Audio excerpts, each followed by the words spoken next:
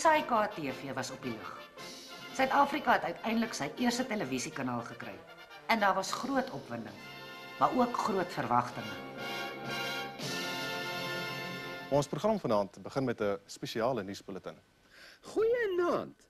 Voor die nuusbulletin begin, net eers 'n paar woordjies. Op die eerste skedules was kinderprogramme reeds baie prominent. En die vrou aan die stuur van sake was die bekende Werna Vels. Hulle het vir ons gesê, kry 'n kinderprogram op die lug.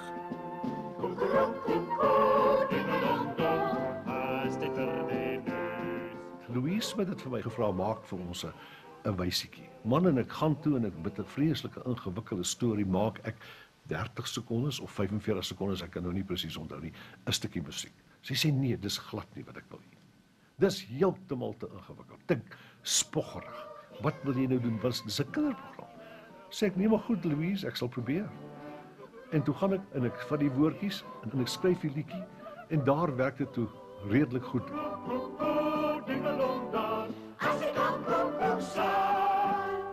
Ek gaan kyk hoe Michael de Morgan in die toetsatelier nuus lees. 'n Nuusleser, 'n dier van die diereryk. En my broer se skoonpa se naam was Klaas Das en het altyd mooi dasse gedra. Haas Das in nuuskas. Kom hier, muis. Ja? Dis nog nie 6 uur nie. Ek toets die beste en grootste stemme in die land, radiostemme. Nie een werk is Haas Das. Die koekoekoorlosie was 2 minute te vroeg. Ek het eendag heel onskuldig, net met die doel om 'n koppie koffie in die SAIK se kantien te gaan drink, daar ingestap. En daar sit Annie Basson en Louise Smit. Ek glo mos aan die groot brein daarbo. Die timing, die tydspreek. Hier kom Rian in, gedas, gepak. Hare netjies, in patroon. En omdat ek hulle geken het, gaan sit ek by hulle. En ek het toe pas in die nuuskantoor 'n baie snaakse grap gehoor. En om trefkrag aan die trefreël van die grap te verleen, moes ek 'n snaakse stemmetjie produseer. Minister Korenhof, moenie nie dink ons hier so 'n vrededop is sommer so nie. Die mans is maar so, maar ons vrouens is nie so nie. Hier in Vrededorp is ons vrouens ladies. En toe ek met die stemmetjie vorendag kom in die grap wat ek vertel, vlieg Louise Smit teatraal op en sy skree, "Dis my haas! Dis my haas!" My haas, ek het my haas gevind. Hier kom ek in, vertel 'n grap en so waar dit is toe die stem wat sy wil hê. En so het ek Haas Das geword. En Monica Breed het Piet Muis gedoen. Gee die laatberig. Nee, dis nie 'n laatberig nie. Ek wil net eers 'n paar woordjies sê. Ek dink Piet Muis was so bang vir die ateljee soos ek. Ons het onder die sy nuusboks of sy tafel weggekruip en dan jy boontoe gemanipuleer en die monitor was aan jou kant, so dan kon jy op die monitor sien wat jy doen, maar die beeld was andersom. So as jy jou hele lyf en kop sê vir jou, jy gaan in die regte rigting, maar dit is dan andersom. Af, muis! Haas Das het vir my met verloop van tyd meer as net 'n pop geword. Hy het vir my lewe gekry. Hy het vir my 'n eie karakter ontwikkel en ek kon my met daardie karakter vereenselwig. En ek dink dit is waarom ek so innig lief geword het vir Haas Das en ook waarom hy altyd deel van my lewe gebly het. En dit is dan die einde van Haas Das se nuuskas. Totsiens.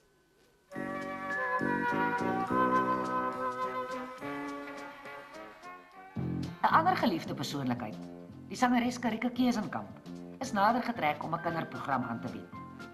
Met die Kraaienhuis het sy in baie kinderharte ingekruip en ook baanbrekerswerk vir televisie gedoen.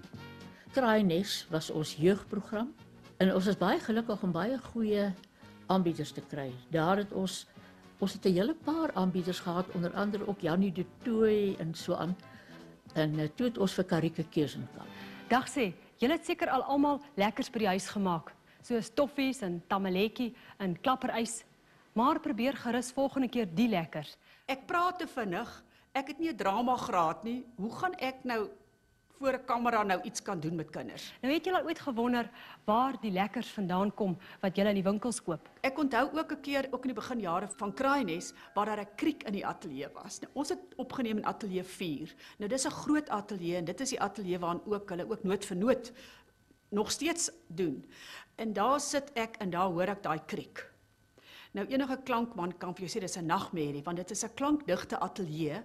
So elke geluidjie hoor jy. En hulle kon daai kriek nie opspoor in daai groot ateljee nie. So ons moes maar so tussen hierdie gekriekery tussen ons, moes ons net maar die ding opneem. Vra vanaand in jou bed vir glas hakkie dan. Sluit jy jou oë en droom maar daarvan. Hoewel Kraaiennes in die toetstydperk uitgesaai is, was die program Willy Wali die eerste kinderprogram wat op Afrikaanse TV uitgesaai is.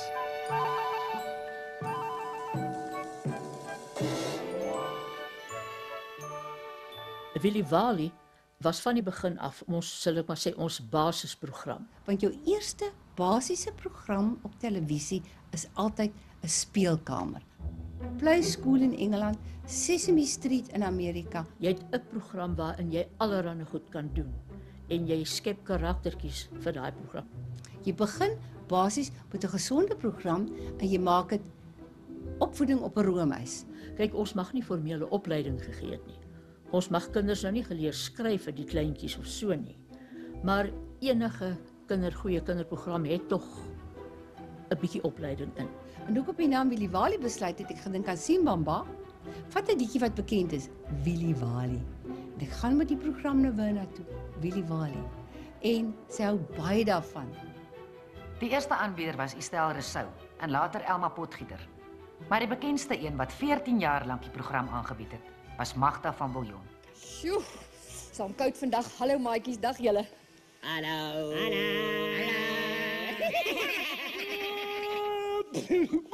Foei tog, monster, hoekom lyk jy so oulik? Ag, Magdatjie, ek voel ellendig.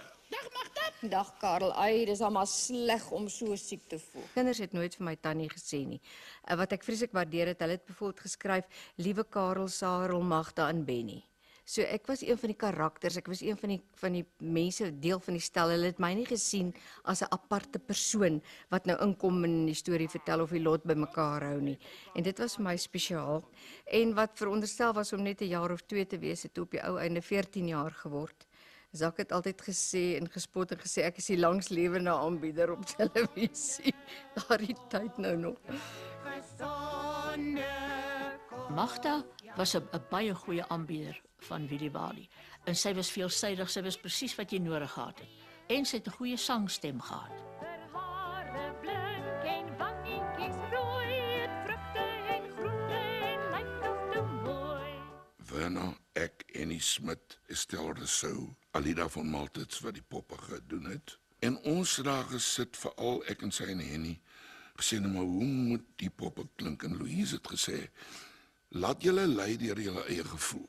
Dis alles die winter se skuld. Dis geen die winter se skuld nie, dis jou eie skuld. Henny het na so paar maande, het hy soveel opnames gemis as gevolg van sy besige skedule. En so kom het toe dat ek toe al twee hanteer. Maar ek dink het was net onder of net oor 10 jaar. Ai, ou Sali. Jo, wat? Wil jy my nou iets vertel het? Nee, ek sê maar net. Hulle is my twee totale teenpole. Die een was dom en sweet en regtig 'n lovable karakter waar Karel Kraai was bitsig en hy het alles geweet. So ek dink ook nie die een sou regtig sonder die ander ene kon bestaan nie. So as stemkunstenaar het jy dadelik 'n ding dan Sarel is dieper. Hy sê byvoorbeeld sê Roomhuis is my lewe. En dan weet jy hier dis Sarel en hy hou van Roomhuis. En dan sal Karel natuurlik dadelik inkom en sê Nee, maar jy kan nie so praat nie, man. Ek dink die enigste raad vir ou Sarel nou is 'n storie. Ah, storie. Ja, stories is my lewe. Oral daar het sy die boekwurm idee gehad, want ons wou kinders nie wegkry van boeke af nie. Toe het ek gedink ek moet begin met 'n storievertellende pop, omdat die kinders moet bewus word van boeke. En dan moet 'n hele ritueel wees voor hy uitkom, met die boekwurm met die blommetjies en die goeters.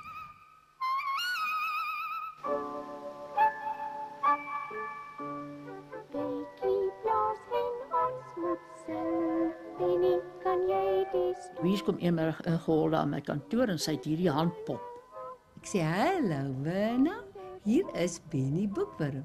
Hoe sal sy stem klink? Kyk toe na hom so tandelose dingetjie. En ek sê toe, jy weet, hy sal sê, hallo Maatjie, hallo Magda. Ekskuus tog, ek was so haastig want ek het die mooiste stories saamgebring. Ek sê, jy's gecast. En wat snaaks was, ek het al die jare Benny Boekwurm gedoen. Dani Odendaal sterg my nou nog, hy sê, dan as ek daar in my kantoorpakkie, dan klim ek onder die stel in, waar die blommetjies is en waar Benny moet uitkom, sit ek op so 'n klein stoeltjie, met die teks gebalanseer op my knie, my ander hand op in Benny Boekwurm in, want ek het hom gemanipuleer en die vertelling tegelyk gedoen. En toe ek nou afgetree het, toe het ek hom nog gedoen, en toe vir die eerste keer kon ek betaal word vir my optrede as Benny Boekwurm. Want kyk, terwyl ek gewerk het, is ek nie geld, ek het nie betaal nie, want ek het dit in my tyd, weet, in SAIK tyd gedoen. Ons as manipuleerders, en elkeen het maar sy beurt gekry om manipulasie te doen. Dis amper soos 'n soort van 'n ontgroening gewees, dink ek. Ek het dit so ervaar in die begin. Maar vir gesondheidsredes moet ek nou maar die reëls oortree en sê dit is 'n sigaretrook wat by sy neusgate uitgekom het. En ons het almal daar onder die stel gesit toe ek nou begin het met Karel se stem. Sodat ons kan rook onder die stel, want jy mag nie na ateljee rook nie. Nou sit jy met jou draaiboek op jou knie onder in daai kas, jou arm is tot by die skouer, binne in hierdie pop se agterwêreld in tot voor by sy neus. En dan het jy hierdie dik plastiekpyp wat daar uitkom. En as die draaiboek sê blaas rook wolke, groot klomp, dan moet jy suig aan daai sigaret. En jy het nie altyd tyd om 'n sigaret reg te hê nie. So jy het 3 sigarette wat daar reg staan. Een wat amper klaar is, een wat in die helfte is en een wat nou net aangesteek is. Wat so reg lê dat jy net kan gryp en blaas, maar daai pyp was geel van die nikotien gewees. Ekskuus tog. Hey maat, as julle siek voel, bly in die bed en drink julle medisyne, hoor. Kinderprogramme was ook een van die plekke waar die suksesvolle Dani Odendaal sy talente begin slyp het. Hierdie man wat later verantwoordelik sou wees vir die weghol suksesstorie van die CP7de laan, het by Werner Vels geleer van televisie.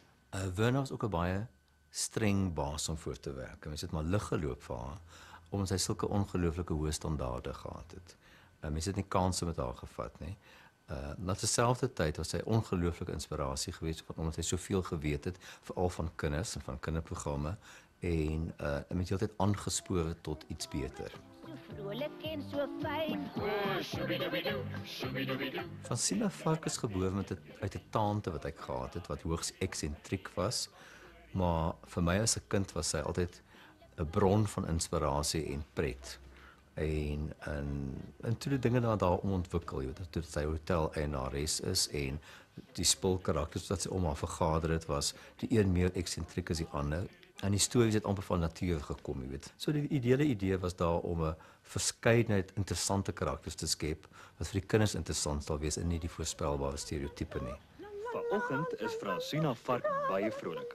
Sy het sommer vroeg opgestaan om brandewyntert en hertsgkoekies te bak. Ek het al vergeet watter karakters ek gedoen het. Ek het 'n hele klomp karakters gedoen. Wilna Snyman was daar aangewees. Sy was Francina Vark geweest.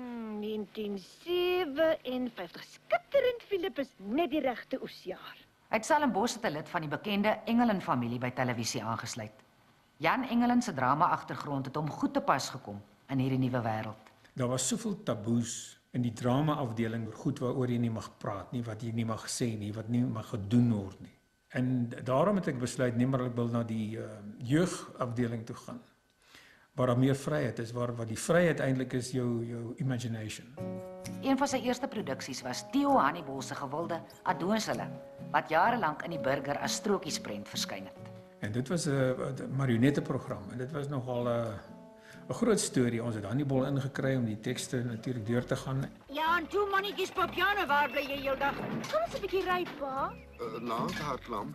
Hartlam se voet. Ek vra jou wat ek vra. Kyk waar sit die son. En toe het ons die modelafdeling van die SAIK gekry om saam met Les Sutcliffe, was die man se naam, om die poppe te maak, die Popiaan karakters. En ek het besluit, ek wil nie dat jy die kabels nie kan sien nie, want ek kan dit nie wegsteek nie, dit is nie moontlik nie. En wat Les Sutcliffe nog self bygedra het, hy het besluit, Maar dit moet 'n nuwe stelsel van sinkronisasie van die monde van hierdie puppets wees. Dit moet nie met touwtjies en goeders wees nie. Hy het 'n elektroniese ding uitgewerk. Maar hardlam so 'n motorkar kooppryse Dexter se ingewikkelde affære. Dit het baie langer gevat as wat ek gedink het. Dan het jy 'n band gehad met die dialoog op en daar is pulses op die band gesit wat dan die meganisme van die mond nou jy weet laat werk. Jy weet as ek nou kyk na die footage daarvan dan dink ek joef.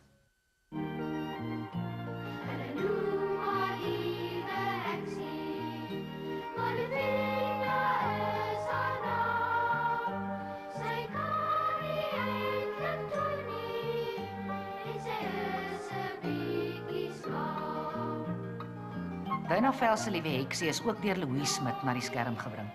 Kyk, Liewe Heksie aanvanklik is uit en uit vir die radio geskryf. Maar toe het dit ook uiteindelik in 1978 het ons die eerste reeks gedoen, 26 programme en toe in 1981 die tweede reeks. Ek het hulle verwerk vir televisie en daar het jy ook agtergekom hoe geduldig papier is en hoe geduldig die radio is. Want baie van die goed wat jy in 'n vertelling net so kan afmaak, as jy dit wil uitbeeld, dan word dit baie moeilik.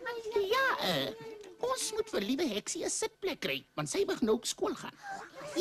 Hier's 'n plek langs my, meneer Slimkop. Goed, Heksie. Jy kan langs Blommie gaan sit. Dankie, ou Slimkop, maar waar gaan jy sit? Die wonderlike poppe wat in die reeks gebruik is, was pionierswerk. En dit was Rod Campbell en dan Louise was die eerste regisseur. Ek het die eerste 26 Liewe Heksies gemaak en het my nog 'n baie spanning gegee, maar dis die eerste latex poppe wat in die wêreld gemaak is. En dan kom sy ook elke middag, sy en Rod. Dan kom hulle met die model, die mold, sal ek nou maar sê, van die koppie. Dan sê ons, nee, die oog is klein, verdwyn hulle weer. En toe kom hy eendag daarin met die koppie, hy lyk bietjie soos 'n eier, maar toe staar oogies in, en 'n tandjie in die mond. Jy weet, sê ons, dit is Heksie. Rod het die meganisme uitgewerk. Ronel Botha het daar gewerk voltyds, 'n lieflike mens. En sy het die poppe gemaak. En sy het haar hond se hare gevat vir die hare van Liewe Heksie sy afgeknip. Sy nog opgeplak. Van die goed wat ons probeer het was baie primitief. Ek onthou ons het Liewe Heksie se openingstoneel. Het ons seker vir 'n week lank geoefen. Maar daar was nie toerusting nie, so wat ons gedoen het is ons 'n spieël opgestel voor die stelletjie. En toe sit ons nou almal onder hierdie stel en manipuleer hierdie poppe. Toe ons nou in die ateljee kom en jy kyk in die monitor, is alles omgedraai. Ons breine was verkeerd onbedraad op daai stadium. Het ons nou gesukkel om onsself georiënteer te kry. Toe reël Werner vir ons 'n geslote baan televisiekamera. Baie primitiewe ding. Ek dink hy het nog met Wells gewerk. om ons repetisies mee te doen in die week voordat ons nou 'n episode sou opneem. Omdat ek toe nou reeds 'n lid van die Haas-Das span was en dit terdee geniet het, en ook vir Wynand Velds wat Liewe Heksie geskryf het en Louise Smit wat die regiebehartige baie goed geken het hulle my toe gevra of ek die stem van Koning Rosekrans sal doen en ook die twee gifappeltjies Kerry en Borrie. En dit het ek toe gedoen. Dit was my verskriklik lekker. Dit was 'n soort ontvlugting om jou skielik in die wêreld van 'n kind te kan bevind. Ek wil vir jou dankie sê dat jy die gifappeltjie gevang het. Ag, dis niks te danke nie, Koning Majesteit. My wagte het hom teruggevat gifappeltjie land toe. Hy sal nie gou weer hierheen kom nie. Ek hoop nie so nie, Koning, want hy het my Mère Marie gespot. Die woord is Maar Mary Lavinia. O ja, ek het 'n bietjie vergeet van Maar Mary, maar hy het dit geskop. Ander groot kostuumkarakter wat daar was natuurlik Casimir. Ek het die een wat hom geskep het, Christophe Izard, het ek ontmoet. Baie verbeeldingryke man. Maar hy was baie verbaas dat ons van Casimir amper 'n kind gemaak het. Hulle het Casimir as 'n werklike dinosaurus aangebied. Ons het hom half kinderlik gemaak wat baie goed gewerk het. Nou, dis ook hoe 'n mens geleer het. Want Casimir was 'n groot kostuum geweest wat in Frankryk gemaak is. Errol Ross was die ou wat in daai ding moes geklim het en hy het net so baie gesweet, soos orgsmaal. Ek weet nie hoeveel gewig Errol verloor het in daai tyd nie. Juffrou Loris kom vanmiddag by my kleed. Maar natuurlik toe die ding hier aankom, is ons modelbouers soos 'n klomp aasvoëls om hierdie ding te probeer uitmekaar uithaal en te kyk of hulle beter is as ons. Dis nou die kostuumbouers van oorsee. En ons hoef nie terug te gestaan het vir niks nie. Kan jy geen volgorde? Nee, dat daai huisie ingedra kan word. Dit gaan makliker wees om vir die mense wat betrokke is by die indra van die stel en die uitdra van die stel te kry om in te dra vroeg die oggend. En dan as ons klaar geskiet het om heeltemal uit die ateljee uit te neem. Daleen Kotse was verantwoordelik vir die nimmerlike Milimali maantuig, geskryf deur Errol Ross, met die veteraan Dana Nieuws, Marie Pens en Jan Swanepoel in die hoofrolle. Nee, ongelukkig. Die maandag is geprogrammeer om net maand te bring. Kan niks doen voor ons daar. Milimali maantuig moes ons hierdie enorme ruimtetuig bou. Ons het 'n bietjie kop gekrap oor hoe om sulke groot putte te maak. Aan die einde van die dag, dis 'n bietjie tegniese inligting, het ons 5 liter plastiekbottels gevat en afgesny. En die onderkant van daai bottel gebruik as 'n gietvorm in daai bottels en die goed moes nou alles natuurlik opgeplak word. Dat die ding soos 'n mielie kan lyk met 'n deur en iemand wat kan ingaan. Dis die tipiese soort van uitdagings wat 'n mens het as iemand na jou toe kom met so 'n versoek. Ek dink ons was nogal onder die indruk dat ons dalk geskiedenis maak. Maar ons het almal so hard gewerk en almal was, jy weet, in so 'n toestand van senuwees. Ek het eendag vir hulle gesê ons moet net ontspan. Oor 10 jaar het ek hulle gewaarborg, gaan ons praat oor die goeie ou dae. En dit was toe ook so. En as ek terugdink, dan moet ek sê dis die een ding wat Robin as hoof van die Engelse diens kronies vir my gesê het. As daar een verwyte is van my kykers, dis nou syne, is dit dat ons in die Engelse diens nie sulke goeie kinderprogramme soos julle het. Afrikaanse kinderprogramme het met Werner Vels aan die stuur 'n internasionale standaard daargestel. In die harte van kinders dwars oor die land verower. Dit was een van die eerste suksesstories vir Afrikaanse televisie. Die nuus van televisie het soos 'n veldbrand versprei. Dit was die nuwe gonswoord. Baie wou vir die nuwe medium werk. Baie talent het na vore gekom. En selfs baie bekende mense in die bedryf is deur die nuwe uitdaging gelok en betower. Merwe van der Merwe, wat in 2013 in Parys, Frankryk oorlede is, was een van die baanbrekers. Haar ongekende talent, kreatiwiteit en luidrugtige geesdrif het die gange van die SAIK in die beginjare gevul. Sy was onbevrees om te eksperimenteer en het graag uitdagende projekte aangepak. Sy het dadelik weggespring met 'n groot dokumentêre projek, Ons argitektoniese erfenis. Die Kaaps-Hollandse woning is die trots van ons boukuns. Sy lang wit mure en donker riedak weerspieël 'n leefwyse van rustigheid en harmonie. Merwe van der Merwe, wonderlike regisseur en een van die groot regisseurs in die beginjare van televisie. Sy het ongelooflike reekse gemaak, die musiek en liriekreekse, wat eintlik die naam gegee het aan die beweging wat ons nie geweet het wat 'n beweging was nie. Nog net een ding Edwin, asseblief baie mooi onthou, as jy hier staan, hè, linkerarm absoluut vertikaal afbring, regterhand heeltemal horisontaal.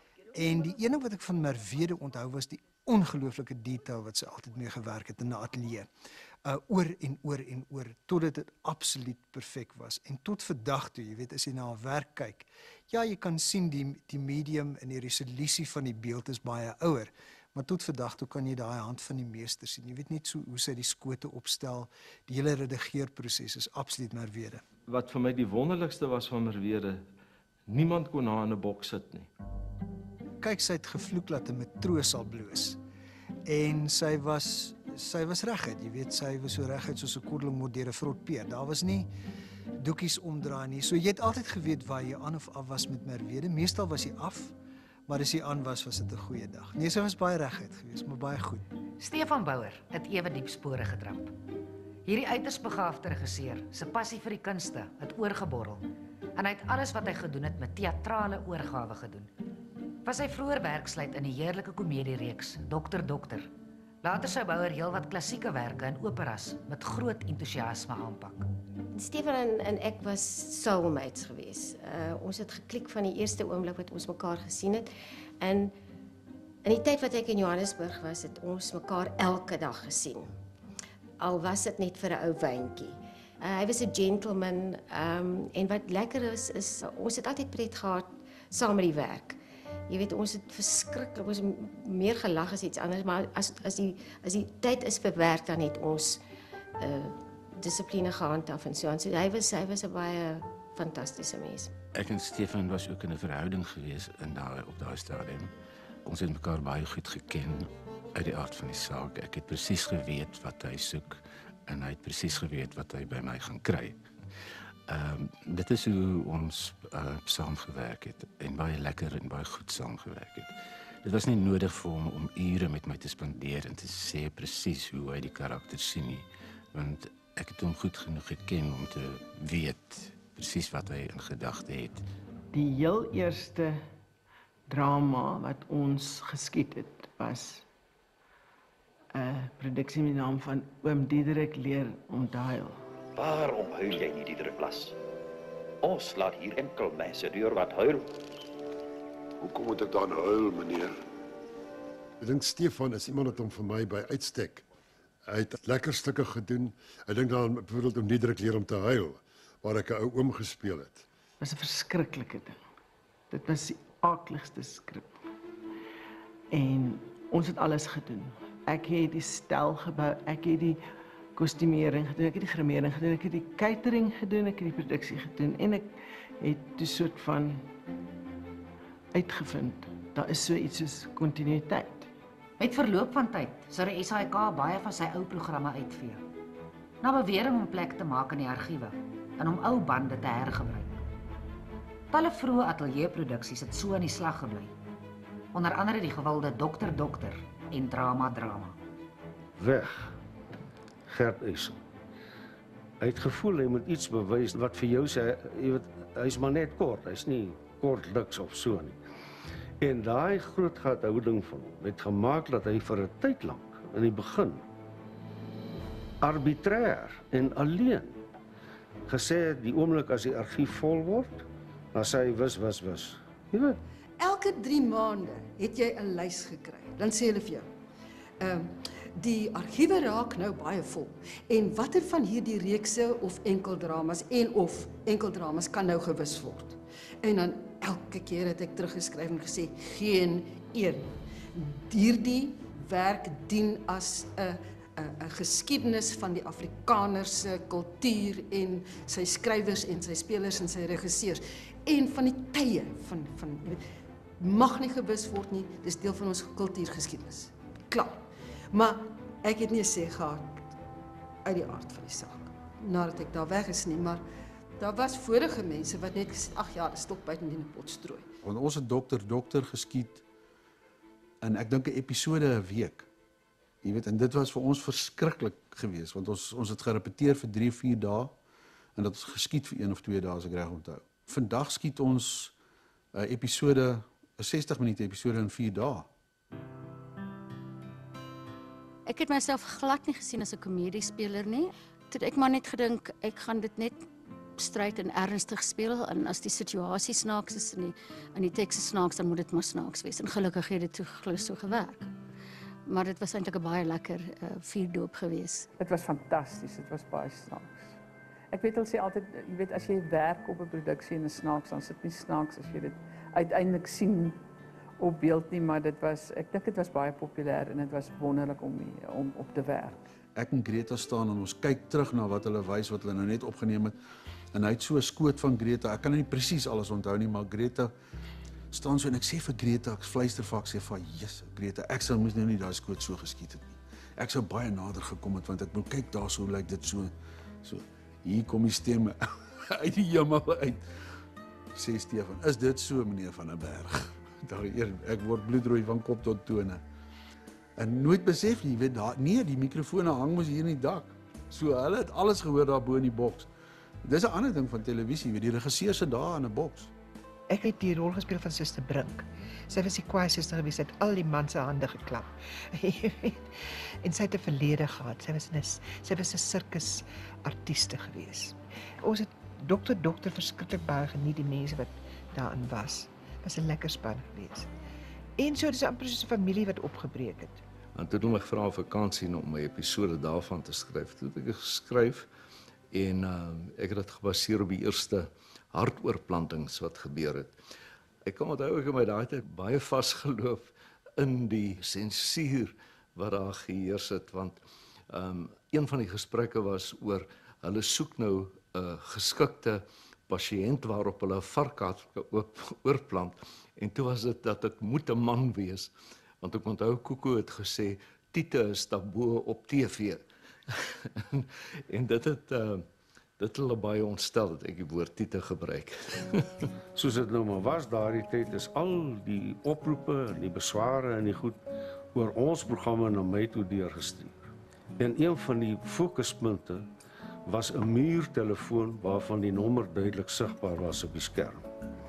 En die pragtige jong dokters het elke nou en dan kom praat oor die telefoon. Hy sê, weet jy, julle het my nommer daar gebruik. Hy sê, en al wat 'n dekselse vrou is, het nou 'n skeet, want hulle wil hierdie dokters kon sien. En ek kan nie my besigheid doen.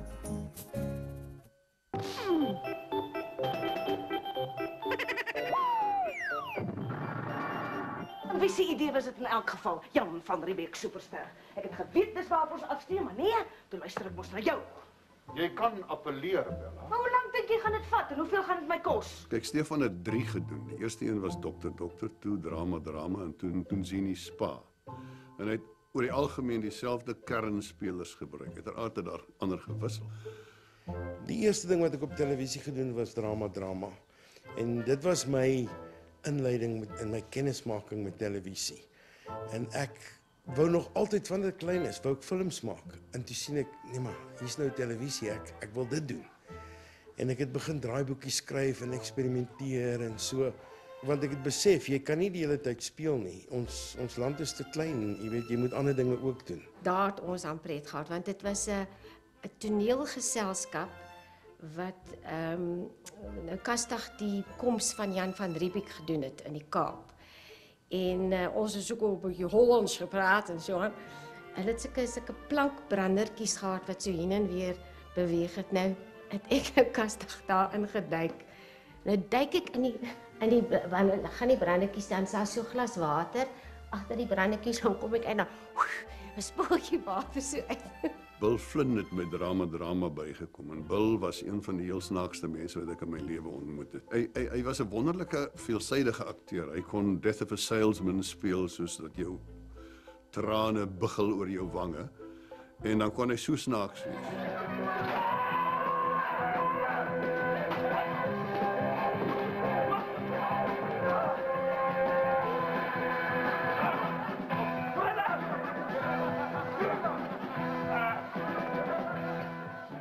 Ons het 'n bol gehad, maar ek dink jy gehoor het jy geweet wat aangaan nie. 'n Ander bekende was Jan Skols. Hy was 'n radionuusskrywer wat gewilde vervolgverhale vir Afrikaanse radio geskryf het. Nadat 3 van hulle in rolprente omskep is, Snip en Recipiet, Môre en Kookstertjie, het Jan besluit om opleiding as regisseur by die SAIK te kry. Sy buitengewone gawe om stories te vertel was reeds wyd bekend. Een van die eerste TV-programme wat hy vervaardig het, was Keertyd.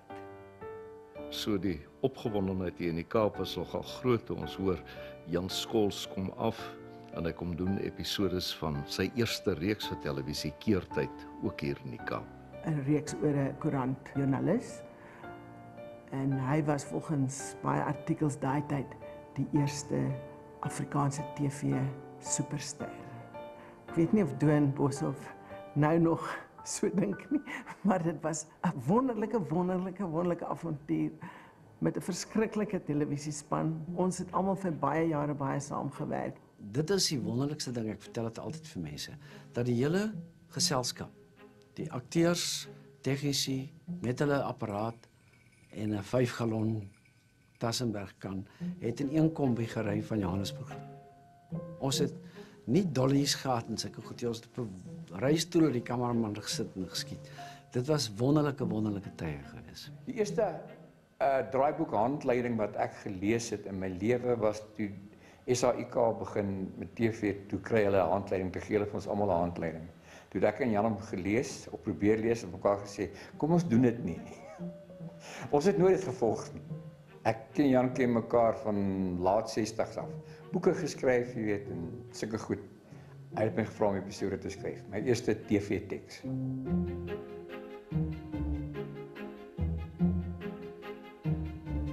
Die eerste uitsending was ook 'n drama wat ek gemaak het.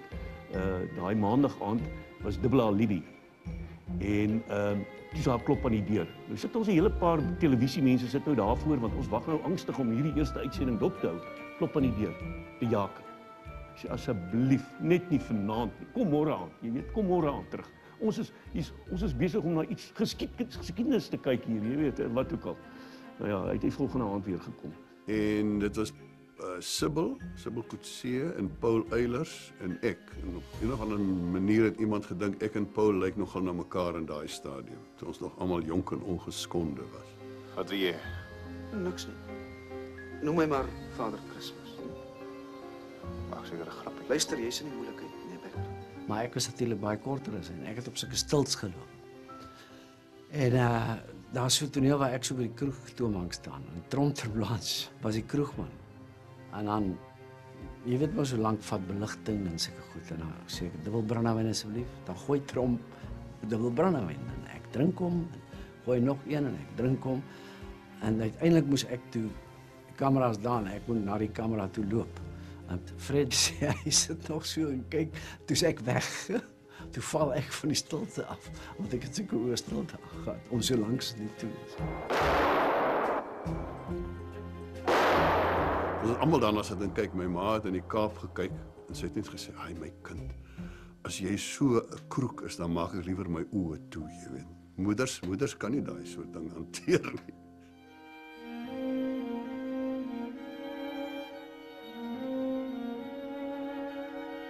Die briljante filmregisseur Manie van Rensburg was nog 'n man wat hom na televisie gewend het. Wie sal ooit vir Willem vergeet? Geskryf deur Kobus Lou, die enigste vaste draaiboekskrywer wat die SAIK ooit aangestel het. Die nimmerlike Toby Cronje en Katinka Heinz was die sterre van die reeks.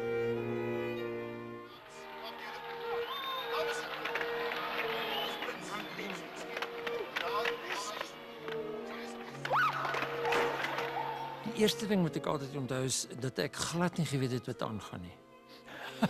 Snaaks dat ek dit kan onthou. Ek moes klavier speel. Ek moes baie hard val. Ek moes ek is 'n paar keer deur 'n masjiengeweer geskiet. Die tekste was nogal moeilik en nie finaal nie. So Manie en Katinka het snags tekste oorgeskryf en deurgewerk. En as ek die volgende oggend op stel kom, dan sê Manie vir my, hardloop daar om daai gebouetjie en dan vat jy jou geweer en dan kyk jy so om en dan hardloop jy die kant van die kamera verby. En dan sê ek, hoekom Manie, watter episode is dit? Dan sê hy, nee, het maak nie nou saak nie, ek sal later verduidelik. So ek het nie geweet wat ek doen nie.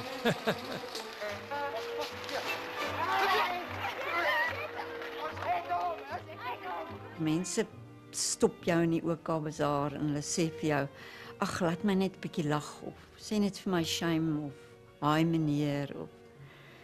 En dan vir so toe het ek geweet dis die einde van my loopbaan as speler. Kan jy dan praat? Ek kon so 'n bietjie rolskouts, maar Katinka kon glad nie, so ek moes haar regtig stewig vashou. En dit was my nogal so romantiese gevoel van die twee figuurtjies wat oor 'n brug skaats in die middel van die stad. Sien sy pappa Lap het by televisie haar slag as regisseur begin toon. Katinka self het vroeg TV-programme begin vervaardig en haar buitengewone talent as regisseur ook hier onderstreep. Sy het onder meer die eerste draaiboek van PG Du Plessis saam met Koos Roots verfilm. Dit is geïnisieer deur Emil Nouvel en ons het gevra Koos moet dit maak. En hulle het gevoel Koos het nog nie ervaring as regisseur nie. Hy moet die tegniese regisseur wees, dan kan ek die spelregisseur wees. Daar was sulke goed in daai tyd. Ek kan nie eintlik sê die een se werk het hier begin, daai en dit daar geëindig nie, behalwe dit was net 'n fees. Tegnies het hy my alles geleer wat ek weet. Ek was van die begin van my skryfloopbaan af was ek maar 'n bietjie verkoop aan die idee dat ek nie vir myself skryf nie. Ek skryf vir my leser. En toe ek vir TV begin skryf ek vir die kyker. En Daarom het ek allerlei hebblikhede wat min mense verstaan, maar wat dalk tog werk uiteindelik. As ek 'n eksposisie maak, dan maak ek hom dubbeld, want niks maak my so die duiwel in. Soos draaiboeke, hulle kom hier oor my tafel verby, dan lees ek die bly goed. Dan so skielik is hulle by John se voordeur, maar niemand sê dis John se voordeur nie. Hy staan net voor 'n voordeur, dis enige voordeur. Man met 'n kaartjie hier by geld gewen. Ja, maar ons weet toch nie wie dit is nie. Ek het 'n kaartjie. Waar is hy? Hier sien.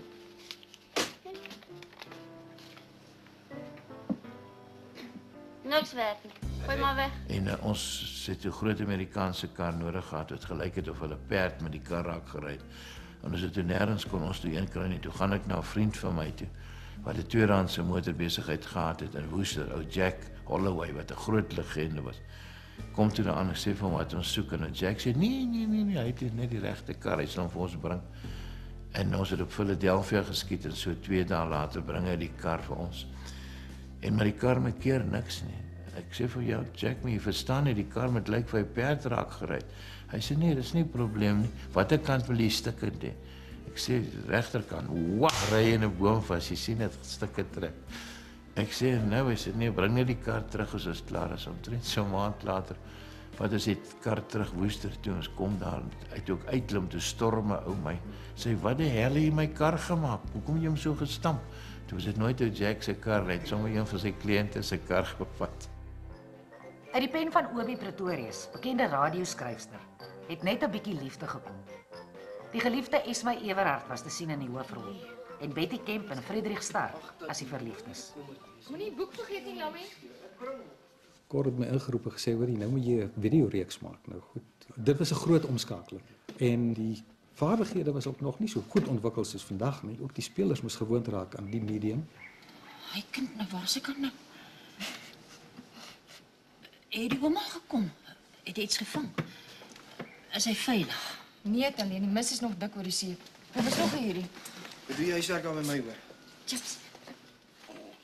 Ek het om een of ander rede ook altyd hierdie jonger gespeel as wat ek regtig is.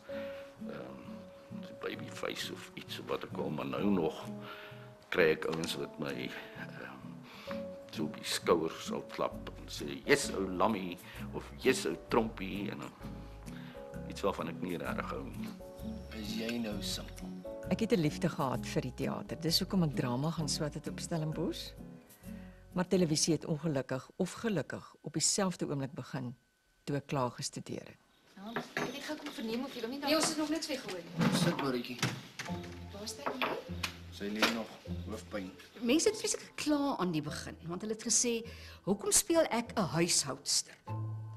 En ek het nie geweet wat's verkeerd daarmee dat ek 'n huishoudster speel nie, want ek was eintlik die nuggie van die familie. Ek het gewonder, moet ek maar weer bel nie, hè? Ag, hulle het mos gesê hulle sal dit weet dat hulle nie. Van net 'n bietjie liefde af tot vandag toe. Sê ek altyd, ek dink dis die enigste ding waarin ek hoef te gespeel het, want mense ken my nog altyd as Annie. Annie, die geld vir die dansrok wat jy jou spaarrekening getrek het. Waarvan, hm? Nee, jy moet maar weer gaan spaar. Dan nie sê vir my jy het toe nie die rok gekry. Nee, Nou, Sarah, hoe nog jy opgedaan? Ek werk daai tyd nog voltyds by die SAIK en ons het daar gasdirigent gehad, die naam van Louis Lyn van Amerika, wêreldberoemde dirigent. En toe hy nou klaar gewerk het, toe moes ek hom nou inval Standardbank toe om te gaan ruil vir dollars. En hierdie jong skoolmeisies het besluit as hulle hierdie sogenaamde celebs wil sien, dan moet hulle net hier vergader hier voor die parkeergarage by die SAIK. Toe ek daar aangery kom, dan moet ek handtekeninge uitdeel. Nou langs by die kar sit die wêreldberoemde Louis Lyn. En ek weet dit gaan nie help om vir hierdie skoolmeisietjies te verduidelik van Louis Lyn nie. Hulle stel nie in 'n klassieke dirigent belang nie. Dit soek vir Sarel vanuit 'n bietjie liefde. Nog bekende name wat in die beginjare gereeld opgeduik het, was Frans Marx, Chris Barnard en Dirk de Villiers. Die televisiebedryf was gelukkig om mense van hierdie kaliber van die begin af aan boord te hê. Hulle het gehelp om die droom van 'n televisiediens vir Suid-Afrika 'n werklikheid te maak. Die wêreld van televisie is 'n wye wêreld met baie vertakkings. Die personeelafdeling moes wyd soek om geskikte kandidaate te vind om al die gaatjies te vul. Hierdie ywerig moes dikwels dag en nag werk. en ook bereid wees om enige denkbare rol te vul. As jy die produksiesekretaresse was jy outomaties die kontinuïteitsmeisie en die runner gewees.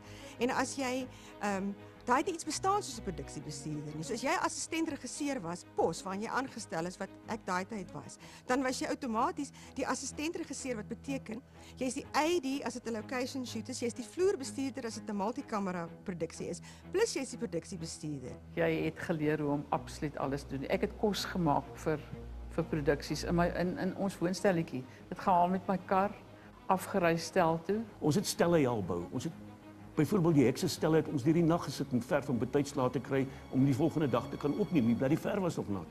Ek en my das en Sondag hempie en Karine en haar sykouse en haar rokke het ons menige maal stukke van stelle geverf en dinge verander en so aan. Ons het kombies gewas het, ons het koffiegoed gedra. Want dit is 'n multidissiplinêre plek gewees.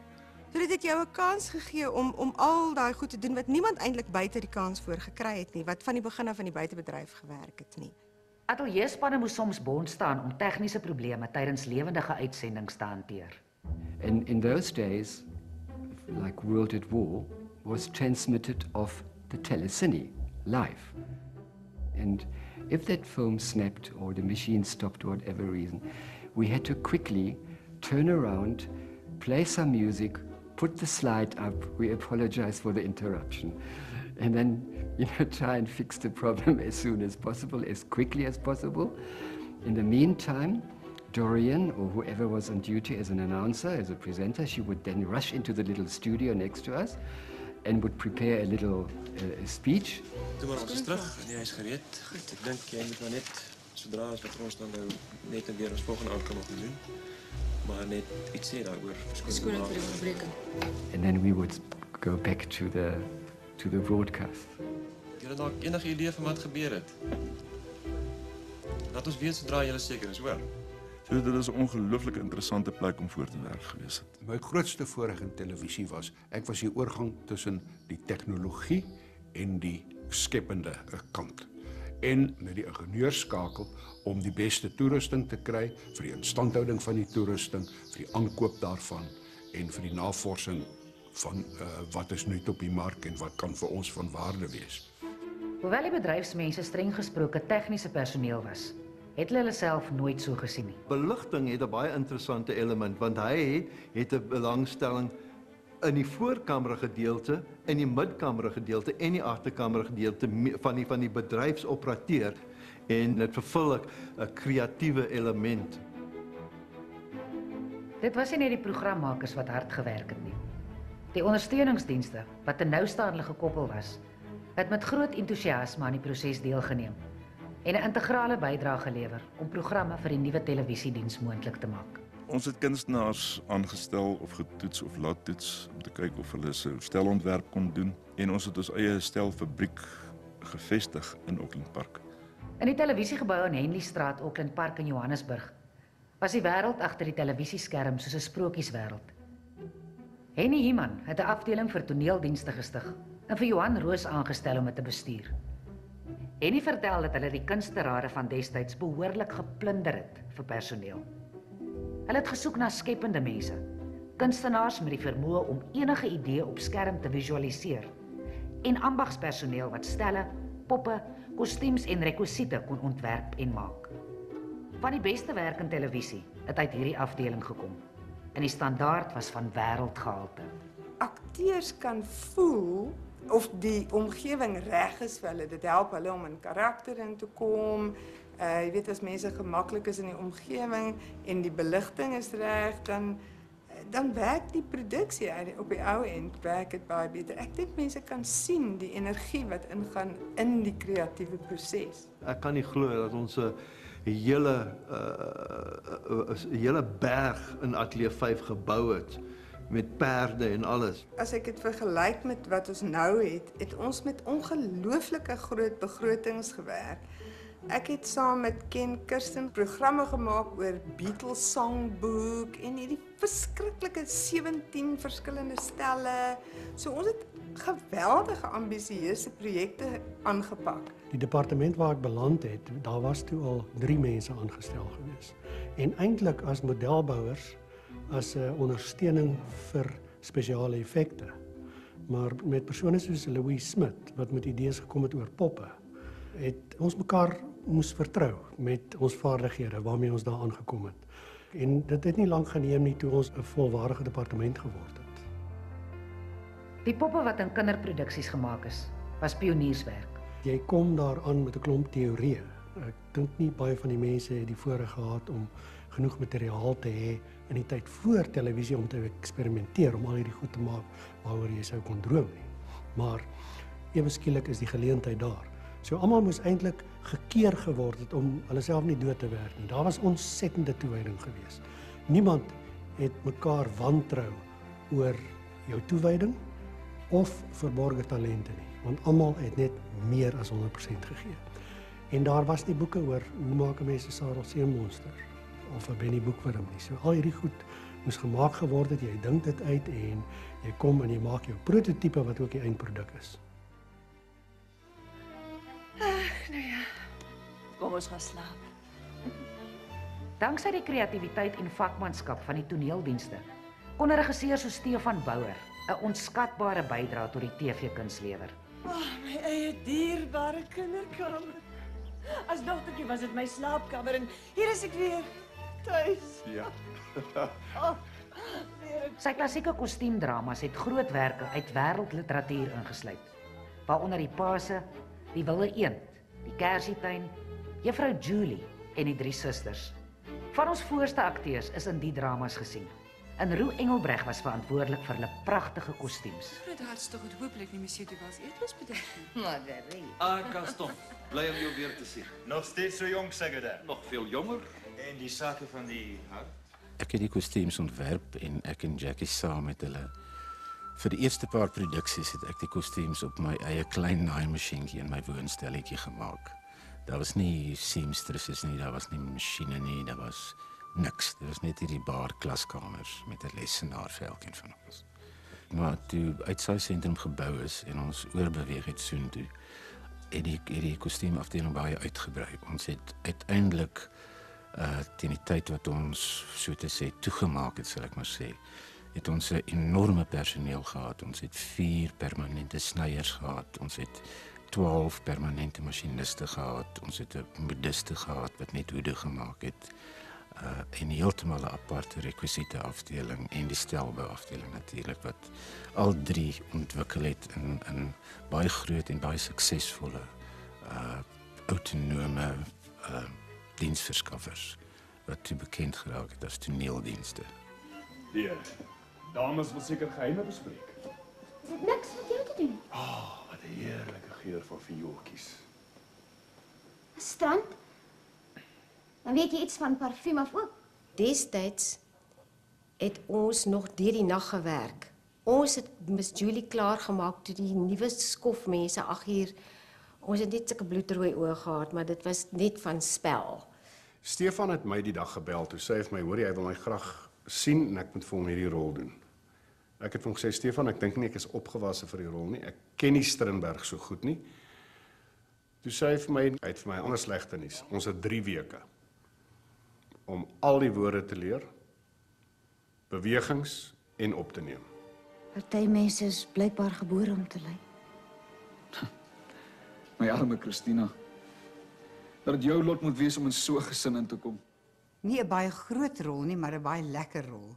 En dit is 'n rol wat ek toe al van tevore op die verhoog gespeel het.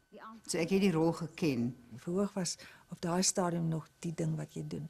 Maar ek was al ingegooi in televisie en was gelukkig genoeg om klassieke Ibsen, Strindberg tipe van goed vir televisie te doen. Stefan Bouwer het daai wonderlike verhoogdramas gevat en televisieproduksies daarvan gemaak en ek was een van die gelukkiges wat in 'n paar daarvan gespeel het, so Wilde Eend en die Pase, so dit was wonderlik. Weet jy wat dit is? Natuurlik, is 'n belladonna lelie. Dan dink ek aan kostuums, byvoorbeeld iemand soos Roe Engelbregt wat uitstaande werk gelewer in periode kostuums en die afronding en die maak en die werk daarvan. Maar daarna het ek gevoel dat dit miskien nie die regte ding sou wees om op 'n goeie Vrydag sake te kom bespreek nie. Ons is u dankbaar daaroor. Nee, ons is nie dankbaar nie. Ek geniet dit vreeslik om navorsing te doen. En periodewerk is baie exciting om die regte materiale te soek en ou warehouses te gaan rondkrap tot jy die regte goed kry. Dit werk nie om, jy weet, 'n kostuum hier te gryp en een daar te gryp en een daar nie. 'n Stel kostuums word ontwerp in 'n sekere styl en al die kostuums moet by daai styl aanpas. Jy kan nie skielik uit 'n vorige produksie 'n kostuum ingooi nie.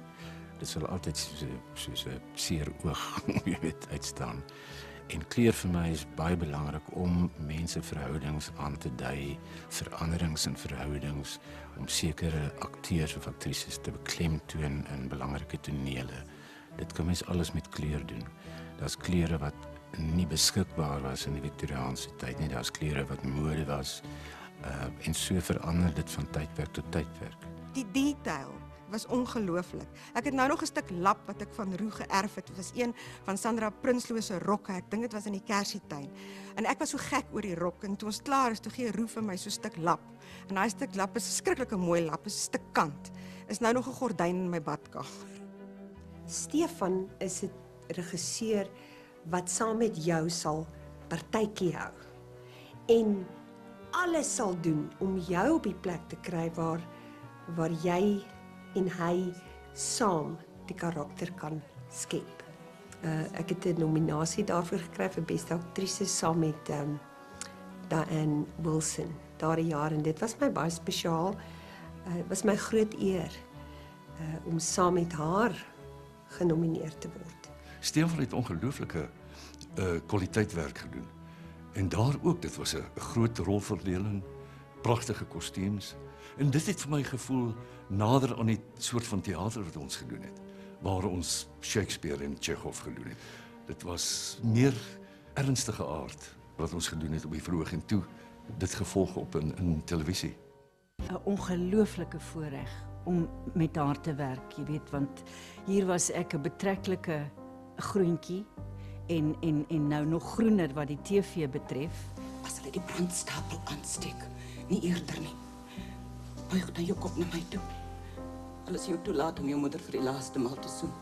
So dikwels in die bedryf het ek gevind dat 'n meer senior speler het altyd, of so te sê altyd, vir ons so op ons gemak gestel en ons amper saamgeneem. En Louis van Niekerk was ook in die rolverdeling en Don Lamprecht.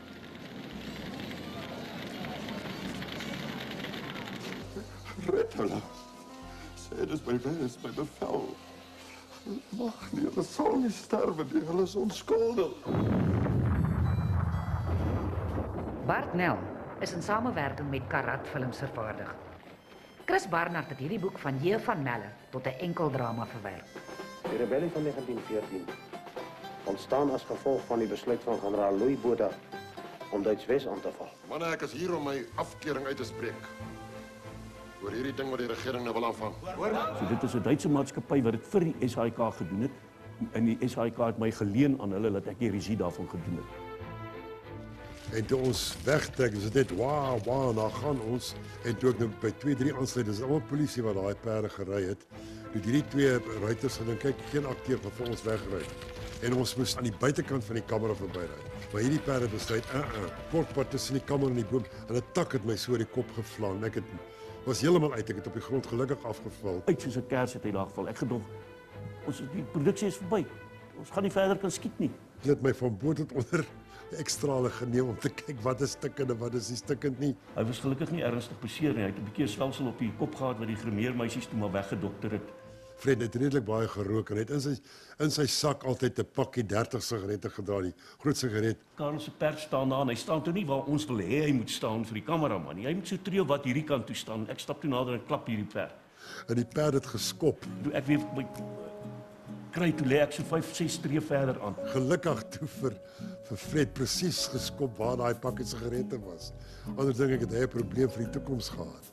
Fred Nel het nog 'n Kobus Lou radioteks vervilm. 17 Bataljon was 'n radioverhaal van hom wat hy toe nou aangepas het vir televisie en ek moet sê dit was een van die betere aanpassings wat gedoen is wat van die radio af na televisie toe gebeur het.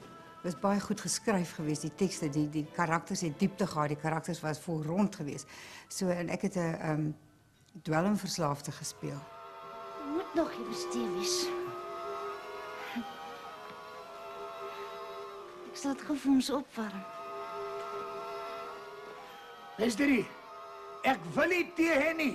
Maar dit gee iets om jou tande in te druk, want jy weet, veral as jy jonk is, dan is hulle geneig om jou net as die poppie te, jy weet, in te bring. En dit is iets wat ek nooit wou doen nie, dis hoekom ek in my vroeë jare ook nie eintlik film wou doen nie. Wat is jou naam jy? Bart. Bart? Steenkamp. Hallo Bart Steenkamp. Hallo Snoekie. Een wonderlike ding is daai tyd het die mense hulle vreeslik ingeleef en toe loop 'n tannie my in 'n winkel raak en sê vir my Bartjie, tannie sien jy kom uit 'n verskriklike goeie huis uit daar in Bloemfontein. Bloemfontein het goeie mense. En tannie is baie lief vir jou, maar tannie sien dinge loop nou lelik verkeerd. Jy begin nou te drink saam met Willem. En tannie wil vir jou sê Willem het nog nie vir jou vertel nie, maar hy het 'n kind gehad by daai ander vrou, so as 'n verkeerde man wat jy mee te doen het en so. Maar wat ek wel onthou daarvan is dat omdat ek het Dwelmverslaafde gespeel het, moes hulle druppels in my oë gooi wat my pupille groot gemaak het. En daai jare het ons verskriklike lang ure gewerk. Dis nie soos vandag wat jy so van unies gehad het en jy werk net so lank en so lank nie. Ons het die hele dag gewerk en die hele nag. En partykeer het ek 2 uur in die oggend huis toe gery met hierdie vergrote pupille en die karre wat aangery kom dat ek hom vir niks kon sien. Dit was nogal pret geweest. Henk Hugo het in hierdie jare vir die uiters gewilde Nommer asseblief gesorg. Selfde skrywer is net 'n bietjie liefde.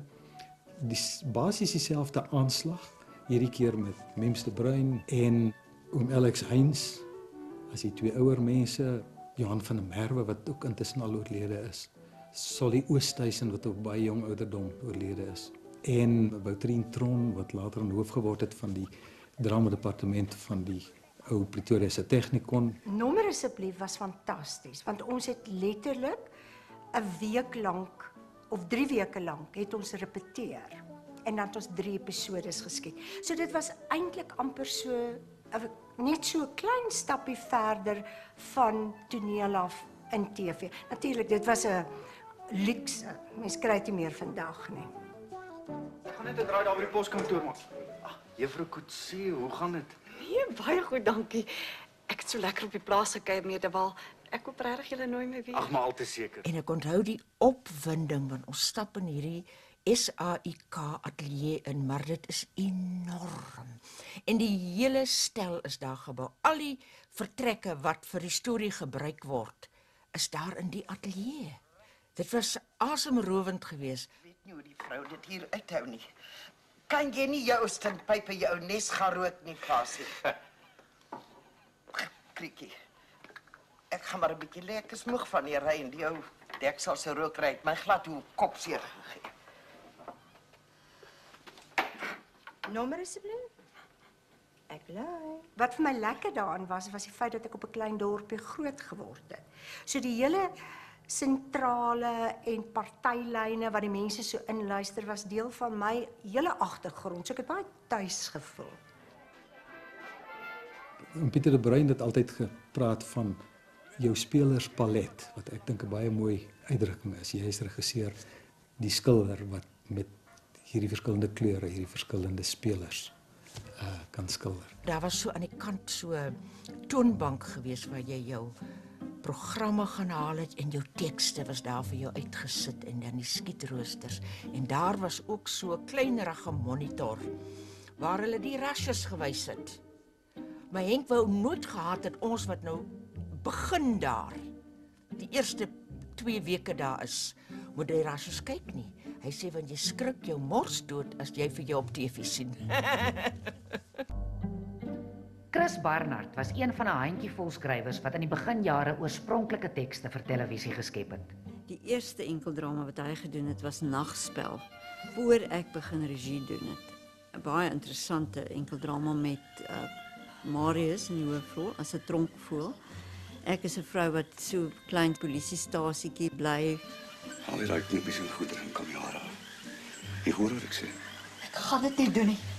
Dit was die eerste film wat ek gedoen het waar ek so intens kon werk aan 'n verhouding, want daar's net ook weer net een ander speler. Ek het 3 keer ontsnap omdat ek na jou wou gaan soek en nou het ek jou gekry. Nee, na my wou gaan soek. En dan vergeet jy's nou iemand anders.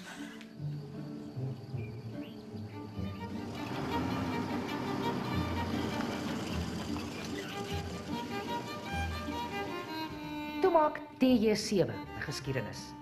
as regisseur Katinka Heinz se eerste dramareeks en is Wena Nudee se heel laaste rol. Toe word ek genader na aanleiding van 'n rante droom deur Cor Keer by die SAIK en hy sê toe hier's 'n reeks T7. Ek het nie verstaan van die kamera links regs en dis tegnies. Jy mag nie kamera hier sit en dan kyk die mens links en dan loop hy regs en dit is my te ingewikkeld en toe ek net die spelers soos in teater. Kamera daar neer sit, die spelers het net in en uit beweeg. So die film, die reeks is heeltemal anders vertel. T7 was skuinsweg gebaseer op 'n reeks verhale wat in die huisgenoot was. Die judges was gekook en die verlig. Die verlade gaan ons definitief werk. Natuurlijk. Toe Marielle, nou bly sy daar by ons. Wena het bevriend geraak met die maffia van Fortsburg. Die Karmbroers, die ene toe net uit die tronk uitgekom, want almal was bang vir hulle. En later het sy so goed met hulle bevriend geraak dat as hy stilhou in die oggend, dan kom Karm uit met sy maffia hoed en al en hy hou sy arm en Wena haak in en hy begelei haar oor die straat en hy groet haar. So Wat heerlik was is as ons oor naweek of Vrydag aande wel geskiet het, dan het hulle gesorg deur haar kennis dat daar beskerming is vir ons. Ons was nooit in gevaar gewees nie. Ons kom buite die straat, ons goed net so los en ons was veilig geweest. In veilige hande, danksy Wena. We've been robbed twice. Sy het 'n beroerte gekry en sy was baie siek geweest en ons was baie bekommerd. So sê vir Katinka, moenie worry nie, ek sal nie doodgaan voor ek nie klaar geskiet het nie. En 2 dae of 3 dae na ons klaar geskiet het, is sy dood. Wena Nudee se laaste skoot wat sy ooit in haar lewe gespeel het, was die laaste skoot in T7, waar sy regry met 'n trein, met so 'n prime rooi hoedjie met 'n veertjie wat waai, en hier gaan die trein, en sy waai, en dit is haar laaste toneel. Die kykertal het met rasseskrede gegroei. Die mense van Suid-Afrika het televisie omarm en in hulle huise verwelkom. Televisie was nie meer die onbekende vyand nie. Jeugprogramme was 'n groot hoogtepunt op die televisierooster. Die reekse is met baie entoesiasme vervaardig en met ewe groot geesdrif ontvang. En is nie net die jong klomp wat graag nader geskuif het nie. Inteendeel, kykers het omtrent net soveel groot mense as kinders ingesluit. Julle onthou seker almal nog vir Willie Liebenberg. Hy was een van ons heel eerste Tele10 ateljeegaste. Tele10 was 'n tienerprogram met 'n jong Janie Du Plessis as eerste aanbieder.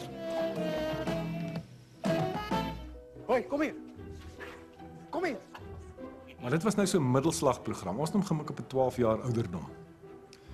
Wat toevallig baie slim uitgewerk het, want een van 'n sielkundige in Amerika het ek na die tyd gehoor het gesê as jy 'n populêre televisieprogram wil hê, moet jy dit so maak dat 'n 12-jarige dit kan verstaan, want dan slaan jy die eintlik algemene IQ-groep van enige bevolking. Vandag is dit 'n woestyn, tekkies, en jy sal fyn moet kyk want die goggas is klein. Ek het vir 8 jaar lank weekliks tekkies programme gemaak. Dit is byna 500 episodes. Die opdrag om 'n Afrikaanse cowboy jeugverhaal te maak, het gelei tot Henk Hugo se avontuurreeks Ben Brand. En die ster was Vonk de Ridder, toe reeds bekend as die held van verskeie fotoverhale. Eintlik Dani van Rensburg se regte naam, die eerste jeugreeks wat plaaslik gemaak is. En ons was op sy perdeplaas daar in Natal gewees. En dit was 'n fantastiese mooi omgewing. En daar het ek amper eendag verdrink. Ons het op 'n dam geskiet en ek kon nie regtig swem nie. So dit was een van my hysteriese oomblikke op TV gewees. Daar was baie gevaarlike toertjies, stunts soos die Amerikaners sê, in die ding en ons het nie regtig toegang gehad tot Amerika en die mense wat die goed doen om uit te vind hoe mense dit moet doen nie. En daar was 3 skurke in daai episode. Ek was skurk nommer 1. En die lekkerste vir my daarvan was om Amerikaanse saalperd te ry. En ek is baie lief vir perdry. Skooldae was 'n wenreeks uit die pen van Frans Marx. Ben Creer was die geliefde onderwyser wat homself oor sy leerlinge ontferm het. In die reeks het ook 'n klomp ander toekomstige sterre aan kykers voorgestel. Kyk, jy moet onthou in daai dae het ons 1 televisiekanaal gehad. En as jy op 'n Dinsdag aand televisie gekyk het, 6uur het jy Skooldae gekyk en 9uur het jy Dallas gekyk.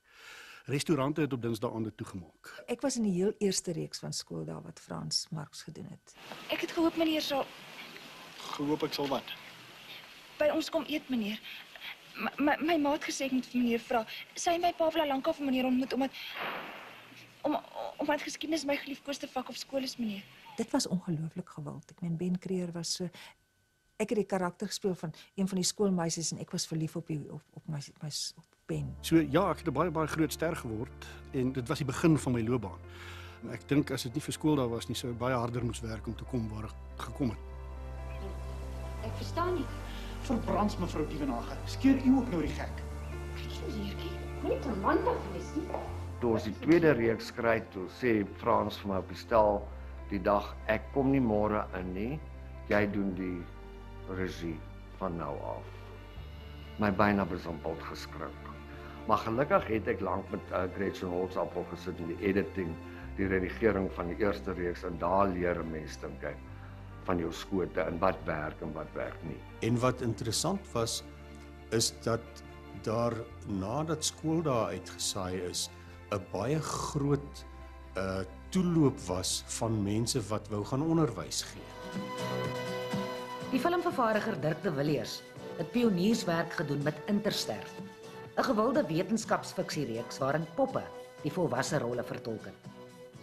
Dit was 'n groot tegniese uitdaging wat met geesdrif en sukses deur Lindsay Du Plessis en sy span aangepak is. Vaarwel, Mars. Ek hoop nie ek sien jou gou weer nie. Wat die duivel? Ek sien niks, Buks. Maar volgens ons instrumente is hy net 'n minuut van ons af weg. Verflaks. Nou is hy reg op ons stert. 09, versoek landingsinstruksies. My voorstel, meneer, is die volgende.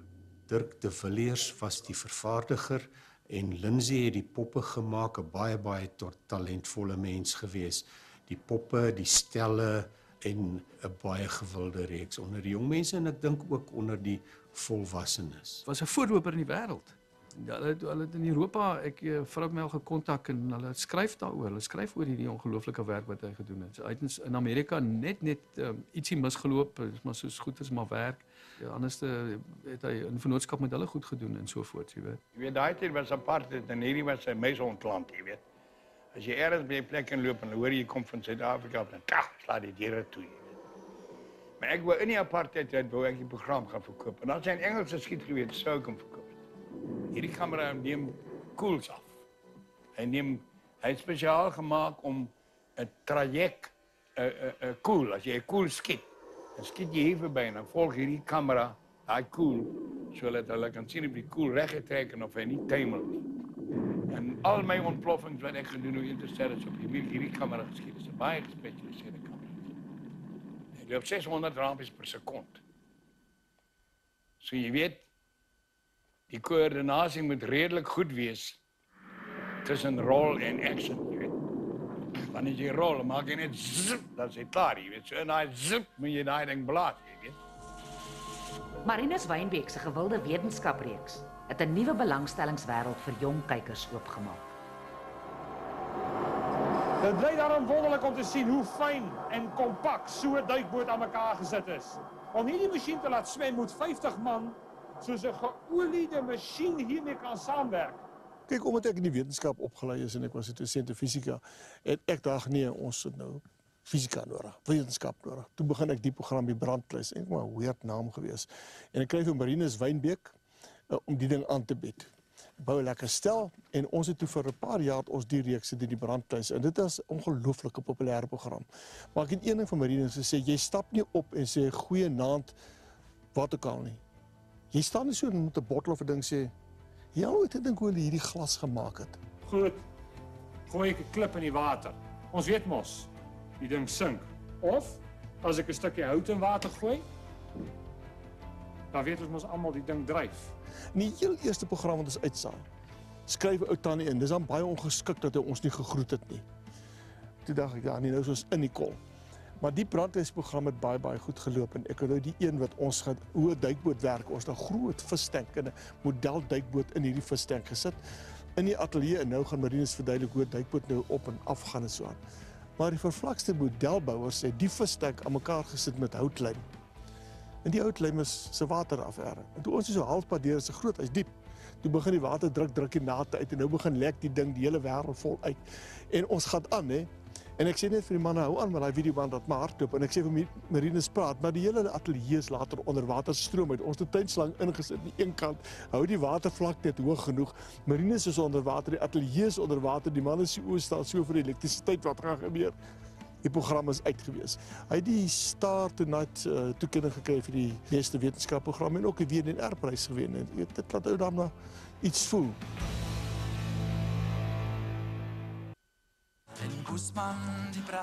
Die Boksombende in 'n aansteeklike kenwysie, geskryf deur Anton Goosen, het sommer gou volksbesit geword.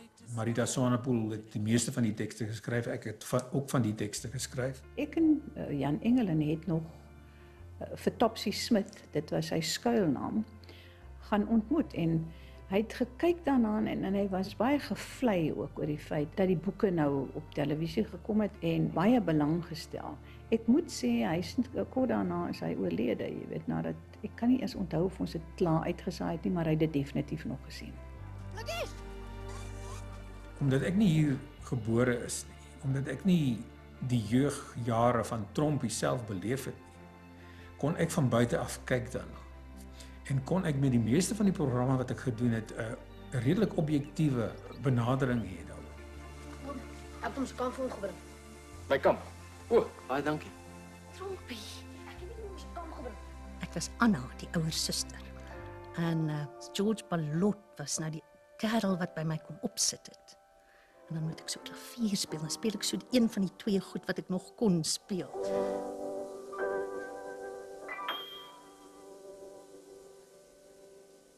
Baie mooi, my kind. My suster speel natuurlik net op 'n vleuel. Maar Anna het nogtans die stuk op meesterlike wyse vertolk. Ek het natuurlik baie lank klas gespeel. Is nie hier jok, hierdie stuk vanmôre seker al 20 keer geoefen. Na die sukses van Trompie, is Topsy Smith se Saartjie-reeks ook verfilm. Die keer deur Dani Odendaal. Dit was moeilik geweest om iets van Saartjie te maak omdat dit volksbesit is. Almal het een of ander stadium van hulle lewe die kinderboeke gelees. Maar toe ek dit moes doen, toe is die stories seker al 20 of 25 jaar oud en baie oud wêrelds. En ek was heeltyd gedink, maar wat kan ek nou doen om dit vir vandag se kind interessant te maak dat hulle nog daarmee kan identifiseer? En maar terselfdertyd wou jy nie daai oud wêreld se klein dorpse charme van die stories verloor nie. So ons het vreeslik rondgesoek om die regte voorstad te kry in Johannesburg en toe besluit op Melville, want Melville het 'n oud wêreldse ding gehad met groot peperbome en heininge en goedes wat jy nie meer moderne voorstede kry nie. Maar die kinders het ons absoluut modern en with it aangetrek, die kinders wat ek kon identifiseer. Pies, ons gee hulle 10 dae om te betaal. Dan begin ons rente vra. 15%. En dan verder het ek hard gewerk aan die bewerkings van die stories, om die stories modern te maak sonder om die kinders se identiteit te verloor, want hulle was klein dorpse kinders wat in die stad gebly het. Nog 'n gewilde jeugverhaalreeks was Gert Passon se Die Swart Kat. Cornorkee, Hein Eksteen en Johan Bernhard se TV-verwerking was een van die mees suksesvolle jeugreekse, met altesaam 4 reekse. Die rolverdeling het 'n paar groot name ingesluit. Die geheimsinnige held self is vertolk deur eers Christo Neus en later Roan Mandelstam. Daar was nie computers nie. Alles wat die spesiale effekte en goeders wat ons moes uitwerk, is in kamera gedoen. Oupa, superhaas! My so stywe wit pak, as ek nie wie se idee dit was om my 'n super enigiets te maak nie en dan op die super kriek sou beter gewerk het. So stywe wit pak met 'n haas hooftoisel wat op afstand beheer sy ore het. Ons het geskiet daar by die ou kragstasie in Newtown wat so heeltemal leeg gestaan het, verskriklik graphic, maar ons het toe maar 'n stuntman gebruik want hy moes met 'n foefie slide van daai dak af invlieg. Dit was sy entrance gewees. Onthou my woorde was swart kat kom in, dis die superhaas, jy weet. En ek vlieg toe daar ore wapperend in die wolke deur klief en ek sê swart kat, kom in, dis die superhaas. En Bromley Kaywood sê kat.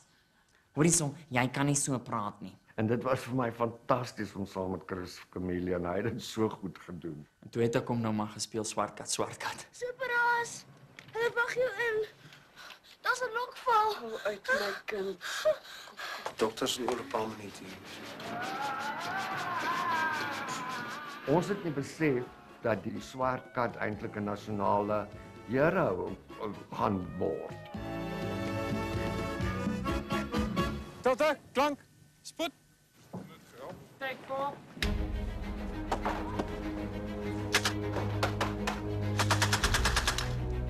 Die jeugreeks waarvoor daar geen koste en moeite ontsien is nie, was Jan Engelin se seeduiker.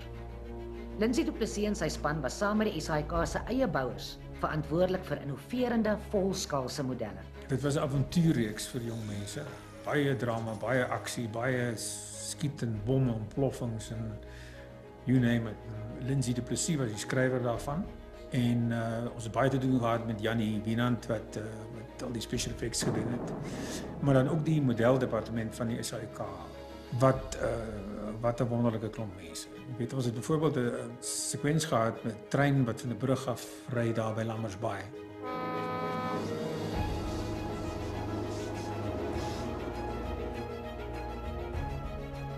Hierdie manne bou 'n replika van 'n trein.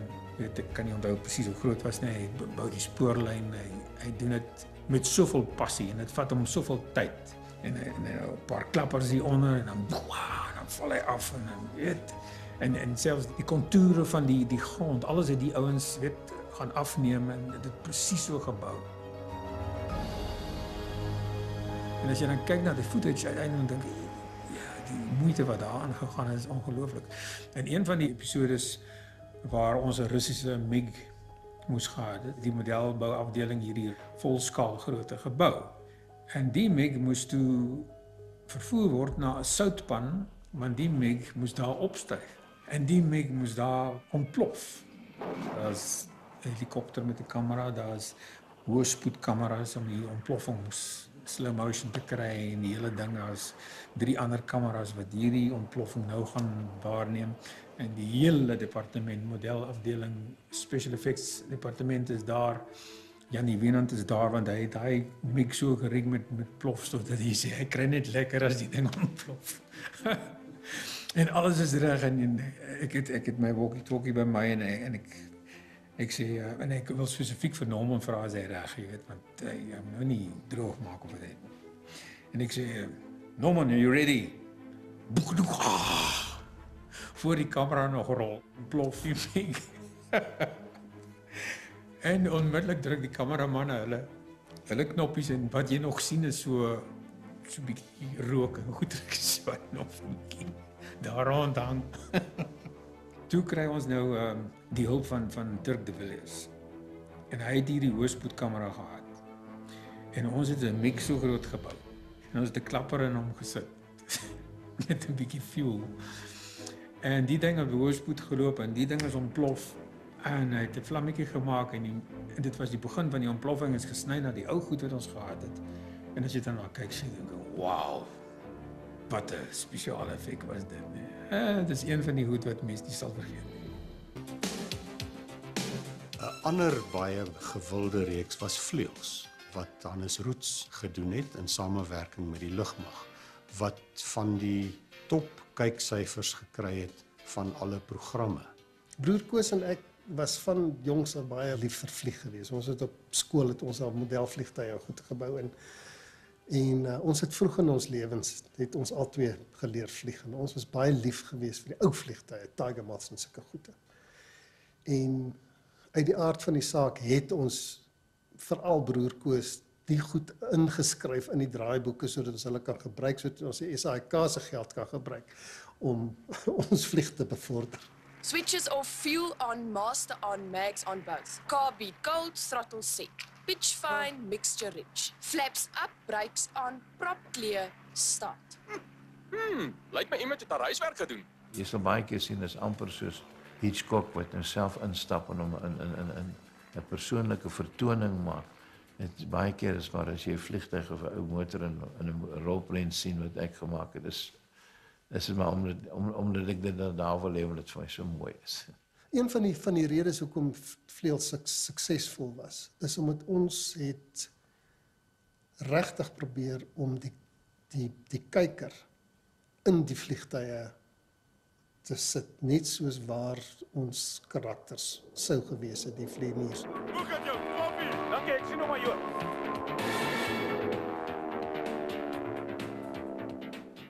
En ons het regtig in die lugmagvliegtuie het ons gaan skiet en so aan. Ons het baie bitter min nageboots. Daar was selfs vliegongelukke gewees byvoorbeeld wat ons werklike vliegtuie wat beskadig was, wat die lugmag nie meer kon gebruik het nie, wat ons gebruik het om 'n ongeluk voor te stel byvoorbeeld. So dit was baie werklik gewees. En die produksiewaarde wat ons gekry het uit die lugmag se samewerking was verstommend geweest. Wenners was 'n jeugverhaal oor verlies, verraad en uiteindelik oorwinning. Merle McCallum se sensitiewe roman is vir TV verwerk deur Paul C. Venter en Marida Swanepoel. En Chris Chameleon was te sien in die hoofrol. Die groot deurbraak wat die program gemaak was, dat dit 'n finalis was in die 2-jaarlikse internasionale Prix Jeunesse jeugprys. En die hoofakteur is 'n mannetjie, baie jong akteur gewees met die naam van Chris Muller.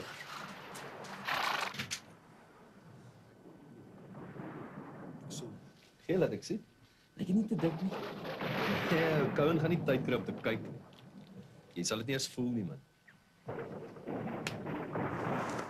Waarvoor hard hy slaan. Net so ligte tikkie ouma, sal dit hard laat lyk. Onthou nou. En hy was letterlik in 'n kortbroek in 'n skooluniform.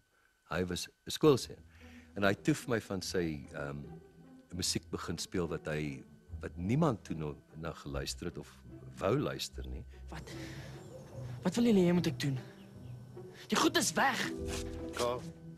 Wat 'n enorme geleentheid, jy weet, my heel eerste hoofrol en dit van 'n atleet.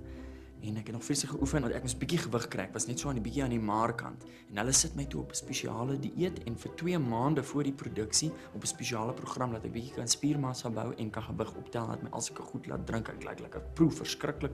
En toe ons in die produksie ingaan, toe het ek 'n kilogram verloor.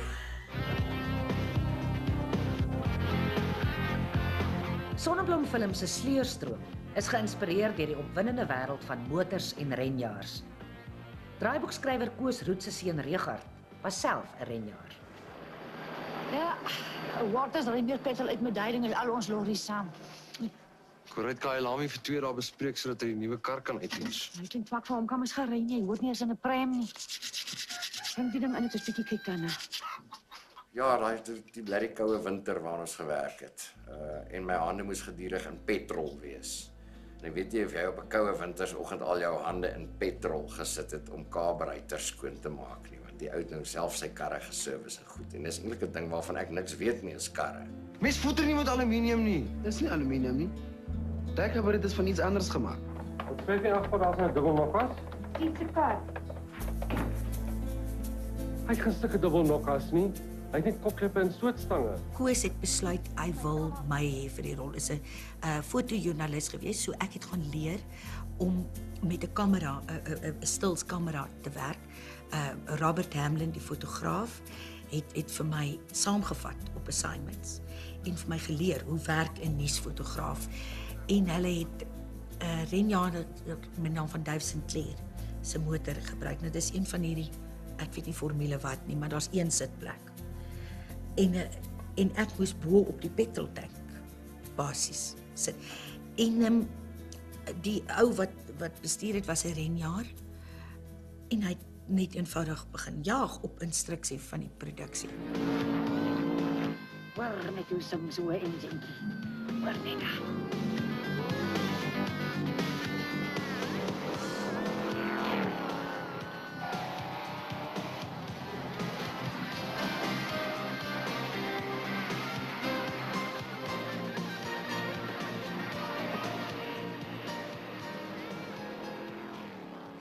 En die Rose X of Rose Track, wat die hele basis van die kar is, het in 2 gesnap, terwyl ons besig was om te ry. En het letterlik op 'n betonmuur gebeur, sonder dat daar sandsakke of bande was of iets. En dit is regtig net genade dat ons daar uitgekom het. Voel tog my kind. Hoe voel jy? Ek ek onthou net toe ek uitgeklim het, was Pierre Knudsen wat ook daar gespeel het, was in trane en Trix Pinaar wat ook daar was in trane en toe ek weer sien toe staan ek met 2 stukkies KitKat en 'n sigaret in my mond sonder dat ek enige iets daarmee te doen gehad het. Afrikaanse jeugtelevisie was 'n groot sukses onder kykers van alle ouderdomme. Die programme se stories, karakters en kenwysies sou nog jare lank 'n baie spesiale plek in Suid-Afrikaners se harte hê.